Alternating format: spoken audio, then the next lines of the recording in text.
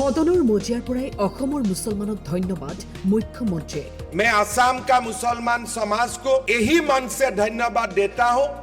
बकरी ईदत विशेष सिद्धांत ग्रहण কৰিবলৈ आह्वान। जो लोग अभी तक सिद्धांत नहीं लिया है वो लोग भी सिद्धांत लेगा और असम में इस बार कोई को कुर्बानी का रूप में आगे नहीं बढ़ाया जाएगा।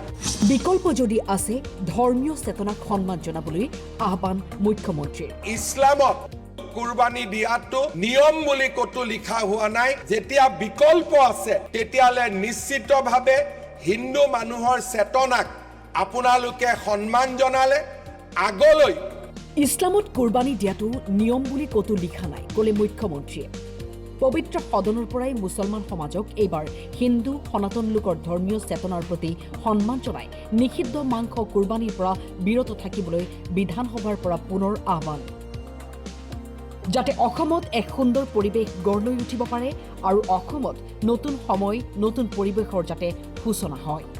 मैं असम का मुसलमान समाज को यही मन से धन्यवाद देता हूं कि आप लोगों ने अगर ये सिद्धांत क्रियान्वित किया तो ये सिद्धांत असम का हिंदू लोगों को स्वाभाविक रूप से बहुत ही प्रभावित करेगा और असम में हम एक साथ रहने का जो एक हमारा हमेशा हिस्सा है इस हिस्सा को डेफिनेटली और आगे लेके जाएगा।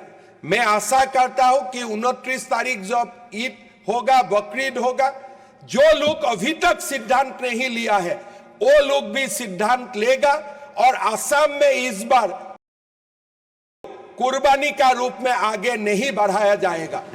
मैं आशा करूं যে যিসকল ৰাইজে এতিয়াও সিদ্ধান্ত লোৱা নাই তেওঁলোককো মই আহ্বান জনাম যে বাকি ৰাইজৰ পৰা আপোনালোকে অনুপ্ৰেৰণা লওক আৰু এইবাৰ আমাৰ হিন্দু সনাতন লোকৰ ধৰ্মীয় চেতনাৰ প্ৰতি সন্মান জনাই কুৰবানী হিচাপে আপোনালোকে ব্যৱহাৰ নকৰিব।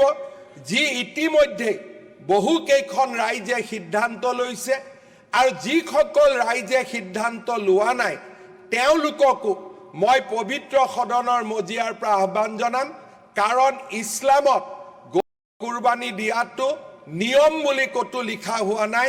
যেতিয়া বিকল্প আছে, বিকল্প যদি আমাৰ সন্মুখত থাকে তেতিয়ালে নিশ্চিতভাৱে হিন্দু মানুহৰ চেতনাক আপোনালোকে সন্মান জনালে আগলৈ আমি ৰাজ্যখনৰ বহু পৰিৱেশৰ পৰা বহুত কণ্টকময় বা বহুত অবিশ্বাসৰ পৰিৱেশৰ পৰা আমি নিজকে আঁতৰাই ৰাখিবলৈ সক্ষম হ'ম।